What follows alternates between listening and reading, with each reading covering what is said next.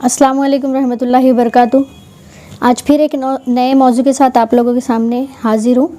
امید کرتی ہوں کہ آخر تک آپ لوگ اس کو بغور سنیں گے۔ یہ 90s کے دور کی بات ہے جب ماموں جان فورن گئے تھے اور مجھ سے پوچھا تھا کیا تحفہ چاہیے گڑیا کو۔ وہ مجھے ایسے ہی پکارتے۔ میں نے بڑے شوق سے ان سے اپنے لیے ایک پرس اور ایک ویڈیو گیم بھیجنے کے لیے کہا تھا۔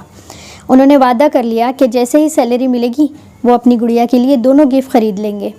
6 مہینے گزر گئے۔ ماموں جان کے ایک دوست سعودیہ سے انڈیا آ رہے تھے۔ انہوں نے ان کے ہاتھ سے میرا تحفہ اور ڈھیر سارے چاکلیٹ بھیجے۔ میری خوشی کی انتہا نہیں تھی۔ باقی ساری چیزوں کو نظر انداز کرتے ہوئے میں نے ویڈیو گیم نکالا۔ پر یہ کیا، مجھے تو بالکل سمجھ نہیں آ رہا تھا کہ اسے استعمال کیسے کرنا ہے۔ میں بہت اداس ہو گئی۔ اس میں جو مینول بک تھی وہ چائنیز زبان میں لکھی تھی جو کسی کو سمجھ نہیں آتی۔ وہ استعمال کرنے کے لیے میں بہت ایکسائٹیڈ تھی۔ پلگ لگا کر کوشش کرتی مگر صرف ایک ریڈ لائٹ آن ہوتی اور باقی DVD ڈالنے کا کوئی طریقہ مجھے سمجھ ہی نہیں آ رہا تھا۔ موبائل اس ٹائم تھا نہیں کہ کال کر کے پوچھ لیتی۔ انتظار کر رہی تھی ماموں جان کی کال کا جو صرف جمعہ کے روز آتی، یا تو اگر ایک جمعہ مس ہو جاتا تو پھر اگلے ہی جمعہ آتی۔ میری بے چینی امی نوٹ کر رہی تھی۔ چاکلیٹ مجھے بے حد پسند تھے مگر وہ بھی نہیں کھائے میں نے۔ بس گیم نکالتی اور لگاتی پلگ، پھر کوشش کر کے رکھ دیتی۔ کوئی بٹن دبانے سے بھی ڈرتی تھی کہ کہیں خراب نہ ہو جائے بار بار بٹن دبانے سے۔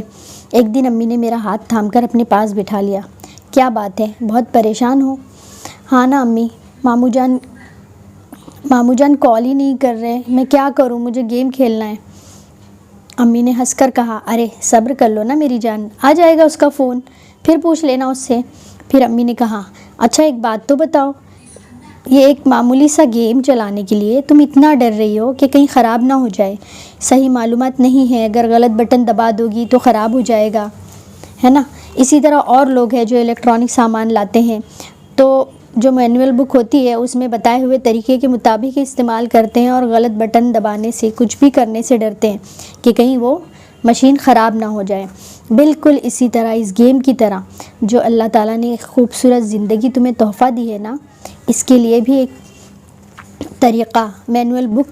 اور پھر یہ کہتے ہوئے امی نے قرآن کی طرف جو جزدان میں لپٹی اوپر رکھی ہوئی تھی اس کی طرف اشارہ کیا اور کہا کہ قرآن بھیجی ہے، وہ مینول بک ہے تمہارے پاس، اس میں تمہارے رب نے تم سے کچھ باتیں کی ہیں، کچھ حقوق بتائے ہیں، کچھ فرائض سکھائے ہیں، کچھ خوشخبریاں سنائی ہیں، تو کہیں عذابوں سے ڈرایا بھی ہے، کہیں نبیوں کے واقعات سنائے ہیں، مگر سب سے بڑی بات زندگی گزارنے کا طریقہ بتایا ہے۔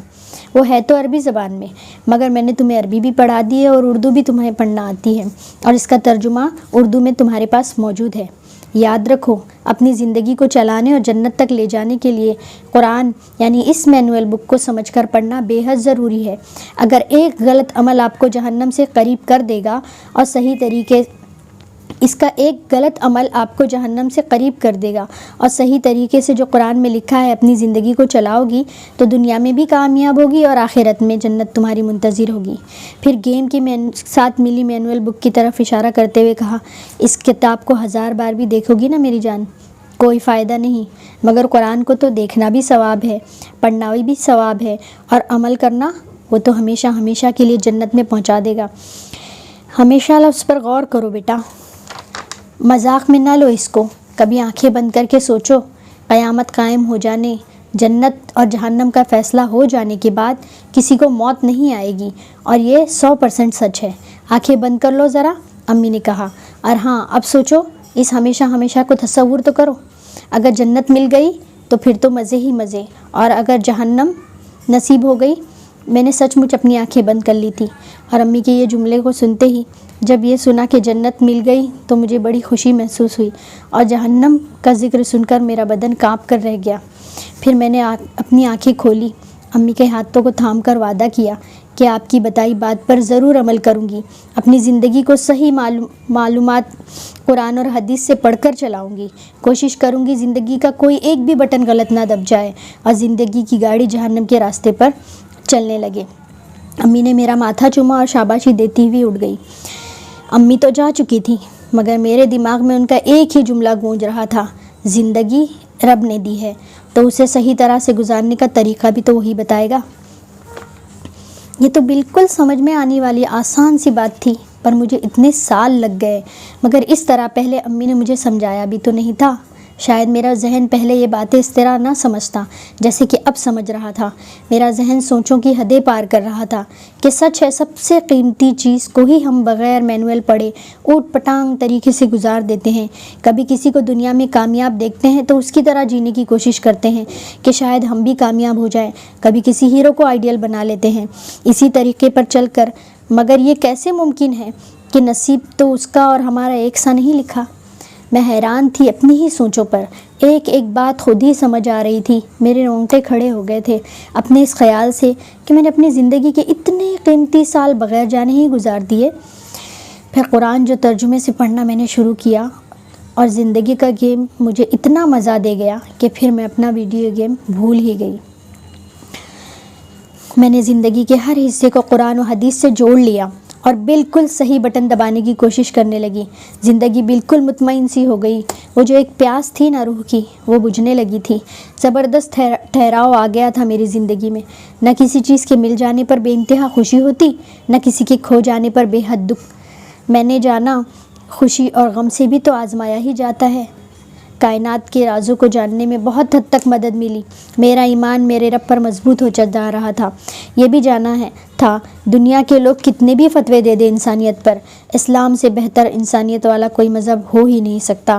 اسلام نام ہی سلامتی کا ہے۔ تقدیر اللہ نے بنائی ہے، نہ اس سے زیادہ مل سکتا ہے، نہ کوئی میری تقدیر مجھ سے چھین سکتا ہے۔ وہ سب مل کر ہی رہے گا جو میرے نصیب میں ہوگا۔ پھر دنیا حاصل کرنے کی دوڑ میں کیا کھونا؟ قبر کی تیاری میں وقت صرف کرنا زیادہ ضروری ہے، کیونکہ قبر آخری سفر کی پہلی منزل ہے۔ آخر میں تمام سننے والوں سے گزارش کرتی ہوں، نہیں معلوم ہماری زندگی کے کتنے سال، 20 سال باقی ہے، 20 مہینے باقی ہے، 20 دن باقی ہے یا 20 سیکنڈ۔ آئیے آج سے وعدہ کرتے ہیں اللہ کے لکھے ہوئے اس مینول کو دیکھ کر اپنی زندگی کو گزارنے کی کوشش کریں گے، اور اگر کسی کی ذات سے امپریس ہوں گے، کسی کو آئیڈیل بنائیں گے، تو اللہ کے رسول صلی اللہ علیہ وسلم کی ذات ہوگی۔ ان کو فالو کر کے جنت میں جایا جا سکتا ہے، اس کے علاوہ کوئی ہے ہی نہیں۔ انسانیت کا علمبردار دنیا میں کوئی ہو ہی نہیں سکتا۔ حضرت عائشہ صدیقہ رضی اللہ تعالیٰ عنہ فرماتی ہیں کہ میرے آقا رسول صلی اللہ علیہ وسلم قرآن کا چلتا پھرتا نمونہ تھے، اور صرف یہ باتیں ہم خود تک نہیں رکھیں گے بلکہ ہر ایک شخص تک پہنچانے کی کوشش کریں گے، کیونکہ مسلمان خود غرض نہیں ہوتا کہ میں نے جان لیا، عمل کیا اور میں جنت میں چلے جاؤں۔ نہیں میرے بھائیوں بہنوں، ہر ایک کو ہم کو یہ چیزیں بتانی ہیں اور اپنے ایک آئیڈیل مسلمان ہونے میں ان کی مدد کرنی ہے، اور انشاءاللہ اگر ہم اس طرح کی کوشش کرتے ہیں تو ایک بہترین نمونہ بنیں گے، ملک کے لیے بھی اور اپنی قوم کے لیے بھی۔ السلام علیکم رحمۃ اللہ وبرکاتہ۔